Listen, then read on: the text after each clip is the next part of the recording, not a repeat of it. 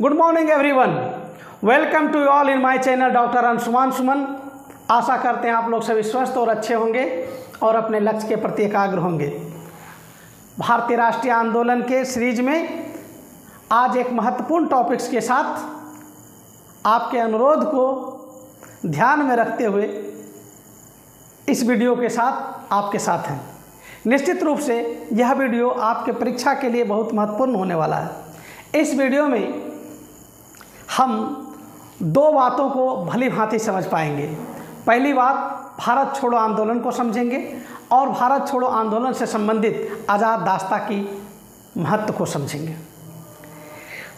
आइए हम लोग देखें कि भारत छोड़ो आंदोलन 8 अगस्त 1942 ईस्वी में जो प्रारंभ हुआ और जिसकी नेतृत्व गांधी जी खुद किया, क्या इस आंदोलन में खास था, किन परिस्थितियों में गांधी जी ने भारत छोड़ो आंदोलन को शुरुआत किया और भारत छोड़ो आंदोलन में गांधी जी ने क्या अभिनव प्रयोग किए, इस सारी बातों को हम इस वीडियो में समझेंगे। आइए हम स्लाइड में पॉइंट टू पॉइंट जाएं तो बेहतर होगा। भारत छोड़ो आंदोलन 8 अगस्त 1942 ईस्वी, अगर डेट पूछे तो 8 अगस्त 1942 ईस्वी। नेतृत्व प्रदान किया गांधी जी ने। आपको आगे मैं बताऊंगा कि ये प्रारंभ किए गांधी जी और नेतृत्व भी प्रारंभ में गांधी जी किए, लेकिन एक ऐसा आंदोलन था जो कि हम स्वरूप में नेतृत्व विहीन भी कह सकते हैं, क्योंकि बड़े नेता जब गिरफ्तार हो जाएंगे तब लोग स्वतः भी इस आंदोलन को नेतृत्व देंगे। अभी नेतृत्व किसने किया? गांधी जी ने। ये आंदोलन जो शुरू हुआ वो ग्वालियर टैंक बम्बई से शुरू हुआ। ग्वालियर टैंक बम्बई में गांधी जी का अद्भुत भाषण हुआ था इस आंदोलन के आगाज के पहले, ठीक है। और ये बहुत ही मार्मिक और बहुत ही दिल को छूने वाला, देश प्रेम से ओतप्रोत गांधी जी का ये भाषण पूरे भारत को उसकी स्वतंत्रता के लिए जगा दिया था। इसकी पृष्ठभूमि को यदि समझने की कोशिश करें तो देखेंगे इसकी पृष्ठभूमि में है द्वितीय विश्व युद्ध में बिना सहमति के भागीदारी। मैंने पिछली वीडियो में आप लोग को बताया था कि जो 1939 ईस्वी के बाद से जो परिस्थितियां बदला, इसमें सबसे महत्वपूर्ण बात था द्वितीय विश्व युद्ध का छिड़ जाना। जर्मनी का पोलैंड पर आक्रमण करना, द्वितीय विश्व युद्ध का छिड़ना, मित्र राष्ट्र और धुरी राष्ट्र के बीच में युद्ध का छिड़ना, आने विश्व का दो हिस्से में बंट जाना, ये बहुत इम्पोर्टेंट था। इंग्लैंड जो मित्र राष्ट्र का हिस्सा था, अर्थात धुरी राष्ट्र का जो विरोधी था, यानी जर्मनी का जो विरोधी था, और जर्मनी के दोस्त जैसे जापान, इटली इत्यादि के जो विरोधी थे, स्वाभाविक रूप से इंटरेस्ट ऐसा था कि उनको जर्मनी को यूरोप में जब काउंटर करना था तो भारतीयों का समर्थन बहुत ज़रूरी था। लेकिन इस बार प्रथम विश्व युद्ध जैसा नहीं था। प्रथम विश्व युद्ध में गांधी जी खुद अंग्रेज़ों के लिए भारतीय युवाओं की भर्ती किया, खुद रिक्रूट सार्जेंट कहलाए और अंग्रेज़ों को साथ दिया था। लेकिन जिस प्रकार से अंग्रेज़ों ने अपनी मानसिकता भारतीयों के प्रति दिखाया था, अब भारतीय अंग्रेज़ों को साथ देने के लिए तैयार नहीं था। अंग्रेज एन केन प्रकार भारतीयों का समर्थन और साथ चाहता था, इसलिए अंग्रेज अगस्त ऑफर लाया। अगस्त ऑफर न तो कांग्रेस स्वीकार किया और न तो मुस्लिम लीग स्वीकार किया। अगस्त ऑफर के अगेंस्ट में गांधी जी ने व्यक्तिगत सत्याग्रह शुरू किए। अंग्रेज व्यक्तिगत सत्याग्रह को दबाने के लिए बड़े पैमाने पर जेल को भरा, लेकिन जब अंतर्राष्ट्रीय दबाव अंग्रेज़ों पर पड़ा, जैसे अमेरिका, ऑस्ट्रेलिया और चीन जैसे देशों का जब दबाव अंग्रेज़ों पर पड़ा, तब कांग्रेसी नेताओं को रिहा किया गया और पुनः अंग्रेज एक बार फिर भारतीयों को अपने समर्थन में लेने के लिए क्रिप्स मिशन लेकर आया। तो वो क्रिप्स मिशन भी रिजेक्ट हुआ, क्योंकि क्रिप्स मिशन भी भारतीयों के हित के हिसाब से नहीं बना था। मुस्लिम लीग के लिए पाकिस्तान का प्रावधान नहीं था, वहीं कांग्रेस के लिए पूर्ण स्वराज की बात भी, पूर्ण स्वतंत्रता की बात नहीं था, और कांग्रेस तो देश की बंटवारा चाहता नहीं था। लेकिन क्रिप्स मिशन में बंटवारा का बू आ रहा था।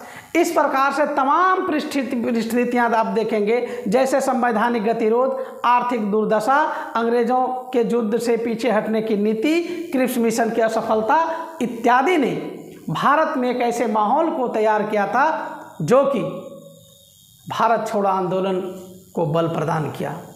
गांधी जी के पास अब कोई ऑप्शन नहीं था कि अंग्रेज़ों से मुकाबला करने के लिए एक बड़ा आंदोलन ना किया जाए। ये बड़ा आंदोलन के लिए गांधी जी तैयार थे और गांधी जी से बेहतर राजनीतिक पैठ रखने वाले व्यक्ति में से कोई उस समय ऐसा नेता नहीं था। गांधी जी को राजनीतिक पैठ और पैंच दोनों उनके बहुत ही बेहतर रहे। वस्तुतः हम कहें कि गांधी जी से बेहतर राजनीतिक पैठ और पेंच रखने वाला कोई भी राजनीतिक नेता तत्कालीन परिस्थिति में नहीं था और गांधी जी परिस्थितियों की तकाजा को बहुत बेहतर ढंग से समझते थे। इसलिए भारत छोड़ो आंदोलन को उन्होंने अपना हथियार बनाया और इस आंदोलन को शुरू किया। ग्वालियर टैंक से उन्होंने जिस प्रकार से अद्भुत भाषण दिया और भारत छोड़ो आंदोलन में उन्होंने करो या मरो का नारा दिया, वो एक विशेष स्थिति था। पूरा भारत छोड़ो आंदोलन के साथ उठ खड़ा हुआ। लेकिन ये तो स्वाभाविक ही था कि कुछ लोग जिनका गांधी जी से मतभेद था, उन्होंने विरोध भी दर्ज करने की कोशिश की। इसी विरोध के दर्ज करने की कोशिश में गांधी जी ने एक बात कहा था कि यदि कांग्रेस मुझे साथ नहीं देगा मेरे आंदोलन में, यानी भारत छोड़ो आंदोलन में, तो मैं देश के बालों से ही कांग्रेस से बड़ा आंदोलन खड़ा कर दूंगा। ये बहुत बड़ी बात थी। ये गांधी जी की कह सकते हैं आत्मविश्वास का पहचान था कि वो मानते थे कि यदि कांग्रेस और कांग्रेस के लोग गांधी जी को भारत छोड़ो आंदोलन करने से रोकते हैं तो वो निश्चित रूप से अंग्रेज़ों से लड़ेगा, चाहे वो अकेले ही क्यों न लड़े। ये उसका आत्मविश्वास था। कांग्रेस का अध्यक्ष जिस समय भारत छोड़ो आंदोलन शुरू किया जा रहा था, उस समय कांग्रेस का अध्यक्ष है अबुल कलाम आज़ाद। और अबुल कलाम आज़ाद ने भारत छोड़ो आंदोलन के प्रस्ताव बनाए और उनको तैयार किया और उसको पेश किया। तो ये अगर आपसे कभी टेक्निकल क्वेश्चन पूछ लिया जाए कि भारत छोड़ो आंदोलन के प्रस्ताव किसने बनाया, किसने पेश किया, तो तत्कालीन जो कांग्रेस के अध्यक्ष थे अबुल कलाम आज़ाद, उन्होंने ही प्रस्ताव बनाया और उन्होंने ही प्रस्ताव को पेश किया। आगे हम लोग देखते हैं इसका कैसे विस्तार होता है। ठीक है, गांधी जी इस बार जो कार्यक्रम और आह्वान रखे वो पुराने वाले आंदोलन से भिन्न थे। मैं इसीलिए इस बार में प्रयोग किया कि गांधी जी का ये अभिनव प्रयोग था। देखिए, असहयोग आंदोलन और सविनय आज्ञा आंदोलन में गांधी जी बहुत कुछ सीख चुके थे और गांधी जी जनमानस की भावना को समझते थे और साथ साथ उसके जीवन की जो मूलभूत आवश्यकता थी उनको भी समझता था। सविनय आज्ञा आंदोलन, असहयोग आंदोलन में उन्होंने सरकारी कर्मचारियों से सरकारी पद छोड़ने की बात की थी। अब गांधी जी इस बात को समझ गए थे कि अगर सरकारी पद वो छोड़ देंगे तो उनका रोजी रोटी कैसे चलेगा। इसलिए इस बार वो टेक्निकली आह्वान किए। और क्या आह्वान किए? सरकारी कर्मचारी नौकरी ना छोड़े, केवल कांग्रेस के प्रति निष्ठा रखे। याद रखिएगा, यहाँ पे टर्म है कांग्रेस के प्रति। किसके प्रति? कांग्रेस के प्रति निष्ठा रखे। तो हम ये बात तो साफ साफ कह सकते हैं कि यहाँ पे जनमानस का भी उन्होंने ख्याल रखा है और साथ साथ में वो कहे भी हैं कि सरकार के प्रति निष्ठा रखने की ज़रूरी नहीं है, कांग्रेस के प्रति निष्ठा रखने की ज़रूरी है। तो वो सरकार का वेतन ले, कोई समस्या नहीं है, लेकिन हमारे साथ रहे, क्योंकि हम भारतीय हैं और भारत आज़ादी के लिए लड़ रहे हैं। ठीक है, तो ये देखिए इसका अभिनव प्रयोग है, इसको समझना पड़ेगा। सैनिक अपने देशवासियों पर गोली ना चलाएं। गांधी जी ने कतई इस बात को नहीं कहा कि सैनिक सेना से निकल करके बाहर आ जाए, आप वहीं रहिए। लेकिन यदि अंग्रेज ऑर्डर दे कि भारतीय लोगों पर गोली चलाना है तो नहीं चलाना है, आपको कांग्रेस के प्रति निष्ठा रखना है। क्या गजब का ये अभिनव प्रयोग है गांधी जी का, आप इसको समझ सकते हैं। अब देखिए, देशी रियासत के राजा को उन्होंने निर्देशित किया है कि जनता की प्रभुसत्ता को स्वीकार करिए आप जनता की महत्व दीजिए, जनता को वैल्यू करिए, ठीक है। और जनता ही सर्वोपरि है और उसके कल्याण में कार्य करिए आप। किसानों को उन्होंने आह्वान किया, किसानों को उन्होंने कहा आपको डरने की कोई ज़रूरत नहीं, जिस ज़मीन पर आप खेती कर रहे हैं वो आपका ज़मीन है, आप बेहिचक अच्छा खेती करिए, अच्छा उपज करिए। इस प्रकार से गांधी जी समाज के सारे तमाम वर्गों के पास पहुंचने का कोशिश किया और भारत छोड़ो आंदोलन का जो आह्वान था पहले के आह्वान से बिल्कुल अलग और भिन्न थे, आप लोग समझ रहे होंगे। छात्रों को भी उन्होंने आह्वान किया, पहले भी छात्र को आह्वान करते थे, सिंपली कहते थे गांधी जी कि छात्र जो है अंग्रेजी स्कूल कॉलेज छोड़े। इस बार उन्होंने ऐसा नहीं कहा, इस बार उन्होंने साफ साफ कहा कि छात्र उसी परिस्थिति में स्कूल और कॉलेज छोड़ें जबकि उसको लगे कि हम पूर्ण रूप से राजनीति में समर्पित हो जाएंगे। अगर वैसे छात्र जो पूर्ण रूप से राजनीति में समर्पित नहीं होना चाहते हैं अभी फिलहाल, उसको अपना पढ़ाई पर ध्यान देना चाहिए। तो ये तो एकदम स्पष्ट निर्देश था गांधी जी का, किसी के जीवन के साथ वो किसी भी प्रकार का खिलवाड़ नहीं करना चाहते थे। जीवन की मौलिक आवश्यकता को गांधी जी इस बार बहुत बेहतर ढंग से समझा था, इसीलिए यह आंदोलन पहले के आंदोलन से भिन्न और ज़्यादा प्रभावी था। ठीक है, नेक्स्ट हम लोग स्लाइड से देखेंगे और आगे पढ़ेंगे। अब देखिए गांधी जी ने ग्वालियर टैंक से जो आह्वान किए वो यह था कि आज हम लोग भारत छोड़ो आंदोलन शुरू कर रहे हैं, करो या मरो का नारा मैं आप लोगों के लिए दे रहा हूँ, देश के लिए या तो करिए या तो मर जाना पसंद करिए। यही है कि हम परतंत्रता की बेड़ी में ना रहें, हम स्वच्छंद हवा में सांस लें, ये गांधी जी का मानना था। इसलिए उन्होंने एक मूल मंत्र दिया भारत छोड़ो आंदोलन के समय में, करो या मरो। गांधी जी को इस बात का पता था कि जैसे ही हम लोग का यह आंदोलन तीव्र गति से बढ़ेगा, अंग्रेजी सरकार बड़ी कड़ाई के साथ इस आंदोलन को दमन करेगा। और ऐसा हुआ भी। 0 आवर अर्थात आंदोलन शुरू होने के 24 घंटा के अंदर अंग्रेज़ों ने बड़ी कड़ाई के साथ कांग्रेस के सारे बड़े नेताओं को गिरफ्तार किया। यहाँ से प्रश्न पूछे जाते हैं, इसलिए आपकी सुविधा के लिए मैं एक टेबुलर फॉर्मेट में लेकर आया। यहाँ से प्रश्न पूछे जाते हैं कि किन नेता को गिरफ्तार करके कहाँ पे रखा गया। तो कुछ महत्वपूर्ण नेता का नाम और किस जेल में रखा गया यहाँ पे लिखा हुआ है, मैं एक बार पढ़ता हूँ और इसको आप लोग चॉक आउट करिएगा, यहाँ से क्वेश्चन आएगा। महात्मा गांधी, कस्तूरबा गांधी, सरोजिनी नायडू जैसे बड़े नेता को पकड़ा गया 0 आवर में, ठीक है। और इसको कहाँ रखा गया? आगा खां पैलेस, आगा खां पैलेस जो कि पूना में है। उसी प्रकार से जवाहरलाल नेहरू जी को पकड़ा और इसको अल्मोड़ा उत्तराखंड में रखा गया। डॉक्टर राजेंद्र प्रसाद जी को पकड़ा गया, गिरफ्तार किया गया और इसको बांकीपुर पटना में ही रखा गया। जयप्रकाश नारायण इनको पकड़ा गया और हजारीबाग जेल झारखंड में रखा गया। जेपी के बारे में इतना कहना मुनासिब ही होगा, यही जयप्रकाश नारायण जी हैं जो दिवाली के दिन हजारीबाग जेल से भागेंगे, निकल जाएंगे अपने साथियों की सहायता से, नेपाल की तराई में जाएंगे और आज़ाद दास्ता की स्थापना करेंगे और भारत छोड़ो आंदोलन को मजबूती प्रदान करेंगे। बिहार की धरती पर भारत छोड़ो आंदोलन का प्रभाव अगर देखा जाए तो पूरे देश में सबसे ज़्यादा मिलेगा और उसमें सबसे ज़्यादा योगदान जेपी का मिलेगा। इस जेपी को कहाँ रखा गया था? हजारीबाग जेल में रखा गया था। मौलाना कलाम आज़ाद को रखा गया था बांकुड़ा पश्चिम बंगाल में। और इसके अलावा ये क्वेश्चन पूछा जाएगा कि ये तो कांग्रेस के बड़े नेता को किन किन जेल में रखा गया, हम लोग देखें। उसके बाद आप देखेंगे कि कांग्रेस के अन्य बड़े नेता को कहाँ रखा गया था, तो उसमें आप देखेंगे अहमदनगर का दुर्ग में रखा गया था। ये दुर्ग कहाँ है? महाराष्ट्र में। याद रखिएगा, कांग्रेस के अन्य बड़े नेता को कहाँ रखा गया था?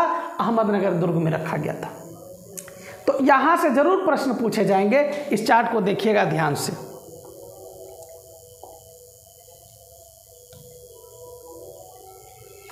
अब जो है हम लोग देखें कि सारे बड़े नेताओं को 9 अगस्त 1942 को गिरफ्तार किया गया। गांधी जी ग्वालियर टैंक से आह्वान किया था कि यदि नेतृत्व करने के लिए कोई नेता ना हो तो स्वविवेक से नेतृत्व प्रदान करें। तो जब बड़े नेताओं की गिरफ्तारी हो गई तो गांधी जी ग्वालियर टैंक से इस बात को कहे थे कि यह जो आंदोलन है यह बहुत ही विशेष परिस्थिति में शुरू किया जा रहा है। अंग्रेज़ों की मंशा निश्चित रूप से दबाने की होगी। अगर आपके आसपास में कोई नेता ना हो नेतृत्व करने के लिए तो आप खुद स्वविवेक से इस आंदोलन को चला सकते हैं। इसीलिए इस आंदोलन को नेतृत्वहीन आंदोलन और स्वस्फूर्त आंदोलन भी कहते हैं। और इसलिए गांधी जी के गिरफ्तारी के बाद भी यह आंदोलन बहुत तेज़ी से फैला। हाँ, इतना बात ज़रूर कह सकते हैं कि बड़े नेताओं की गिरफ्तारी जब हुई तो इसमें एक नेता जो थी वो अरुणा आसफ अली, उन्होंने नेतृत्व को प्रदान किया था। कभी कभी यहाँ से क्वेश्चन पूछा जाएगा कि बड़े नेताओं की गिरफ्तारी के बाद भारत छोड़ो आंदोलन की नेतृत्व किसने प्रदान किया, तो ये आप याद रखिएगा, अरुणा आसफ अली ने नेतृत्व को प्रदान किया था। यानी सेकेंड लाइन का नेतृत्व गांधी जी के बाद अगर वो गिरफ्तार हुए और बड़े बड़े नेता गिरफ्तार हो गए तो उस समय अरुणा आसफ अली ने नेतृत्व को प्रदान किया था। ठीक है। हाँ, इसके बावजूद कि बड़े नेताओं का गिरफ्तारी हो गया, पूरे भारत में यह आंदोलन तेजी से ही फैला और भारत के विभिन्न क्षेत्रों में समानांतर सरकार की स्थापना हुई। समानांतर सरकार से भी प्रश्न पूछे जाते हैं, तो यहाँ पे भी आपको ये देखना चाहिए कि किस स्थान पर किस नाम से समानांतर सरकार चला और उसके नेतृत्व किसने किया। उसमें आप लोग सबसे पहले देखिए संयुक्त संयुक्त प्रांत में समानांतर सरकार का निर्माण हुआ और ये जो निर्माण हुआ ये चित्तू पांडे नामक व्यक्ति के नेतृत्व में निर्माण हुआ। याद रखिएगा, संयुक्त प्रांत किसके नेतृत्व में? चित्तू पांडे के नेतृत्व में समानांतर सरकार का निर्माण हुआ। उसी प्रकार से बंगाल में देखिएगा, बंगाल के मिदनापुर के तामलुक इलाका में जातीय सरकार का निर्माण हुआ। देखिए ये टर्म याद रखिएगा, जैसे बंगाल में पूछेगा समानांतर सरकार का नाम क्या था, तो यहाँ जातीय सरकार है और संयुक्त प्रांत में क्या है? समानांतर सरकार है। इसी प्रकार से हर जगह का अलग अलग नाम हो सकते हैं, तो नाम याद रखिएगा। और जहाँ कहीं व्यक्ति विशेष का अगर योगदान विशेष है तो उस व्यक्ति विशेष का भी नाम याद रखिएगा। अभी जैसे देखिए बंगाल को जब हम पढ़ रहे हैं मिदनापुर में, तो यहाँ व्यक्ति विशेष का कोई चर्चा ज़्यादा नहीं है, लेकिन संयुक्त प्रांत में एक व्यक्ति है जिसका नाम है चित्तू पांडे, उसका विशेष योगदान है, इसलिए व्यक्ति को भी नाम याद रखना है। समानांतर सरकार का जो नाम है उसको भी याद रखना है। नेक्स्ट हम लोग देखें उड़ीसा। तो उड़ीसा के जो तलचर में जो समानांतर सरकार का निर्माण हुआ उसका नाम है स्वराज सरकार। अभी देखें ना, बंगाल में कैसे था, वहाँ पे बंगाल में अलग नाम है, ठीक है, बंगाल में अलग नाम है, तामलुक सरकार हो रहा है बंगाल में, और यहाँ पे देखिए स्वराज सरकार नाम हो रहा है। महाराष्ट्र में, महाराष्ट्र के सतारा एरिया में, कहाँ पे? सतारा के एरिया में, और यहाँ पे एक खास व्यक्ति है जिसका नाम है नाना पाटिल। सतारा में नाना पाटिल के नेतृत्व में समानांतर सरकार की स्थापना हुआ। ठीक है। अच्छा देखिए, जैसे भी बंगाल में हम लोग बात किए थे जातीय सरकार, उड़ीसा में हम लोग देखे स्वराज सरकार, और महाराष्ट्र में फिर से हम देखते हैं समानांतर सरकार। ये समानांतर सरकार आप यूपी में भी देखे थे, संयुक्त प्रांत में, यूनाइटेड प्रोविंसेस में। ठीक है। तो दो जगह एक ही नाम है समानांतर सरकार, एक यूनाइटेड प्रोविंसेस में और सतारा में। सतारा का जो समानांतर सरकार है ये सबसे ज़्यादा टिकने वाला समानांतर सरकार था, और यह समानांतर सरकार बड़े पैमाने पर रचनात्मक कार्य इन्होंने किया। तो यहाँ से अगर कुछ क्वेश्चन पूछे जाएं कि सबसे ज़्यादा दिन तक टिकने वाला समानांतर सरकार भारत छोड़ो आंदोलन में, तो वो सतारा था, और सतारा में ही सबसे ज़्यादा रचनात्मक कार्य किए गए। तो ये बहुत इम्पॉर्टेंट है, आपको पूछा जा सकता है कि भारत छोड़ो आंदोलन के दौरान रचनात्मक कार्य करने वाले समानांतर सरकार कौन थे, तो इसका आंसर होगा सतारा, महाराष्ट्र। इसके अलावा भी देखेंगे समानांतर सरकार तो कई जगहों पर बने ही। बिहार में भी, जब आपको हम बिहार विशेष भारत छोड़ो आंदोलन नेक्स्ट वीडियो में बताएंगे, तब हम बिहार के एक एक जगह पर हम बताएंगे कि कौन कौन से जगह पर बिहार में समानांतर सरकार बने।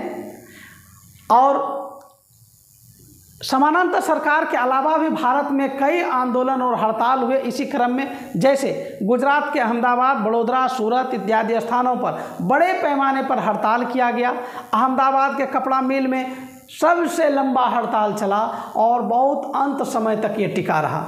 तो इस प्रकार से आप देखें कि भारत छोड़ो आंदोलन जो 8 अगस्त 1942 ईस्वी को ग्वालियर के टैंक में शुरू हुआ, इसका विस्तार पूरे भारत में हो गया है। जगह जगह पर समांतर सरकार का निर्माण हो गया है और अब आंदोलन रुकने का नाम नहीं ले रहा है।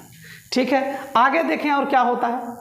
अब देख लीजिए, ये आंदोलन यदि इतना तीक्ष्ण हो रहा था, इसके पीछे एक रीज़न क्या है, इसके पीछे जनता है। जनता के बिना आंदोलन नहीं, जन समर्थन के बिना आंदोलन नहीं। गांधी जी का इस अभिनव प्रयोग में जनता ने भी भरपूर सहयोग किया, जिसमें आप देखिए किसान इसके साथ आ गए, जो कि देश का सबसे बड़ा हिस्सा है। विद्यार्थी साथ आए, महिला साथ आए। महिला शक्ति अगर आ गया तो स्वाभाविक रूप से आंदोलन काफ़ी मजबूत हो गया। फिर जनजाति लोग साथ आए, छोटे जमींदार साथ आए, मुसलमान साथ में आए, मजदूर वर्ग साथ आए। आप देख सकते हैं कि इस आंदोलन का जनाधार बड़ा था और गांधी जी का अभिनव प्रयोग इस बार सटीक बैठा था। इसलिए भारत छोड़ो आंदोलन तीव्र से तीव्रतर होते चला जा रहा था। हाँ, इस आंदोलन की कुछ और भी खासियत थी, जैसे कि भारत छोड़ो आंदोलन को राष्ट्रीय और अंतर्राष्ट्रीय दोनों जगह से समर्थन प्राप्त हुआ। भारत में कुछ ऐसे लोग थे गांधी जी के साथ में जो चट्टानी एकता के साथ गांधी जी के लिए समर्पित थे, जैसे सरदार पटेल। इस बार तो देसी रियासत भी गांधी जी के साथ खड़े हो चुके थे। आपको मैं पहले ही बता चुका था कि जो द्वितीय विश्व युद्ध का समय था, ये एक अलग परिस्थितियाँ उत्पन्न किया था अंतर्राष्ट्रीय स्तर पर, जिसमें कि अमेरिका कतई ऐसा नहीं चाहते थे कि भारत अंग्रेज़ों का साथ न दे। चूँकि अमेरिका और इंग्लैंड दोनों एक ही मित्र राष्ट्र के सदस्य थे और दोनों को ही धुरी राष्ट्र से लड़ना था। अमेरिका ये चाहते थे कि भारत ब्रिटेन को साथ दे, लेकिन ब्रिटेन जिस प्रकार से नीति अंग्रेज़ों ने जिस प्रकार की नीति भारतीयों के पक्ष में रखा था, भारतीयों के साथ जैसा वो व्यवहार कर रहे थे, अब भारतीय अंग्रेज़ों का साथ देने के लिए तैयार नहीं थे। इस परिस्थिति में अमेरिका अब इंग्लैंड पर दबाव डालता है कि आप भारतीयों के साथ अच्छा व्यवहार करें। तो इस प्रकार से देखा जाए कि भारत छोड़ो जब आंदोलन शुरू हुआ तो अब अमेरिका भी ने भी नैतिक जो है समर्थन भारत छोड़ो आंदोलन को दिया, ताकि ब्रिटेन पर दबाव पड़े और भारतीयों के साथ अच्छा सलूक करे।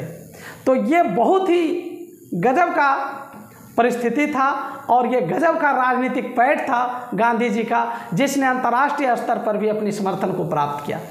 ये बहुत समझने वाली बात है। हाँ, ये स्वाभाविक ही है कि हर कोई लोग एक ही मत के नहीं होते हैं और मतभेद बना रहता है।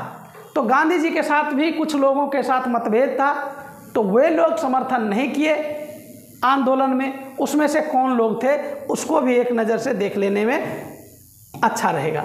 जैसे हिंदू महासभा भारत छोड़ो आंदोलन को समर्थन नहीं कर रहे थे।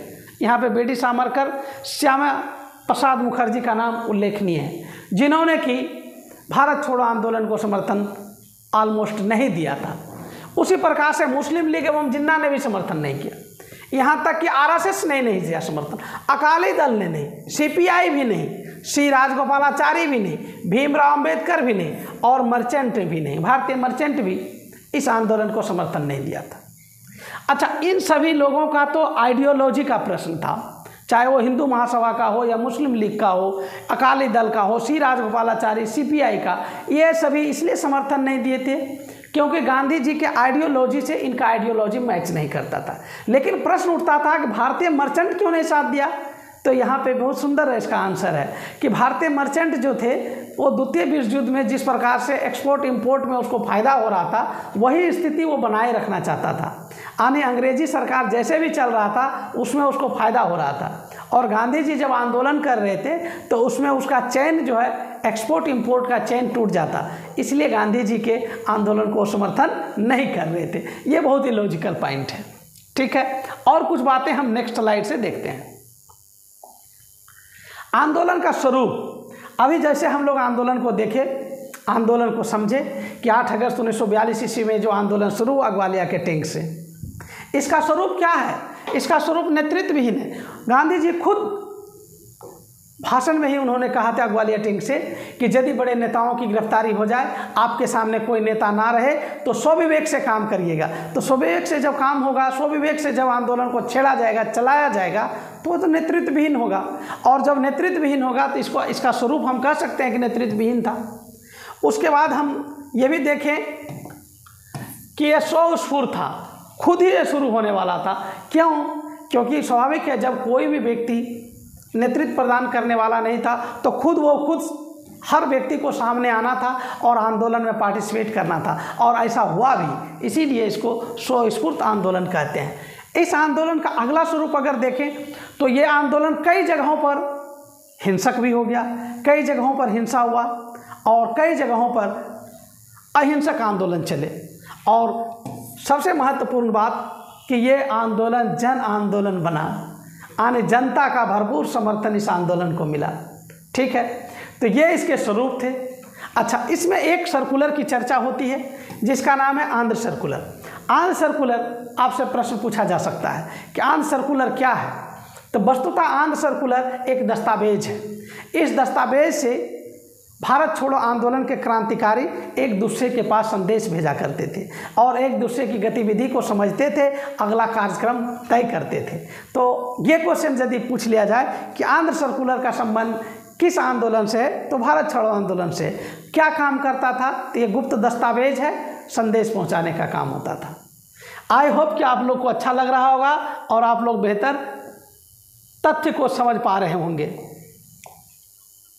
कुछ महत्वपूर्ण बात को आप भारत छोड़ो आंदोलन से संबंधित है उसको आप देख लें। हालांकि इसकी चर्चा मैंने कर दिया है। जैसे कि महात्मा गांधी ने करो या मरो का नारा दिया, बड़े नेताओं की गिरफ्तारी के बाद अरुणा आसफ अली आंदोलन का नेतृत्व प्रदान किया, जयप्रकाश नारायण आज़ाद दास्ता की स्थापना किया एवं आंदोलन को गति प्रदान किया। तो इस प्रकार से आप लोग देखें कि भारत छोड़ो आंदोलन जो गांधी जी द्वारा चलाए गए थे, गांधी जी के नेतृत्व में ये शुरू हुआ, लेकिन ये नेतृत्वहीन स्वस्फूर्त आंदोलन बना। और किस प्रकार से इन्होंने भारत के कई जगहों पर समांतर सरकार की स्थापना की।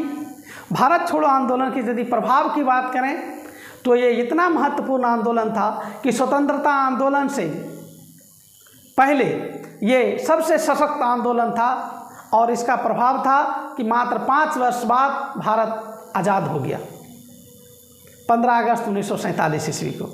इसलिए इस आंदोलन को हम लोग कहते हैं अंग्रेजी शासन की अंतिम कील थी। आई होप कि ये वीडियो आपको बहुत अच्छा लगा होगा। वीडियो अच्छा लगे तो आप लोग कमेंट करें, शेयर करें, सब्सक्राइब करें, ताकि हमारा भी मनोबल बढ़ते रहे और आपके लिए हम वीडियो बनाते रहें। Thank you very much.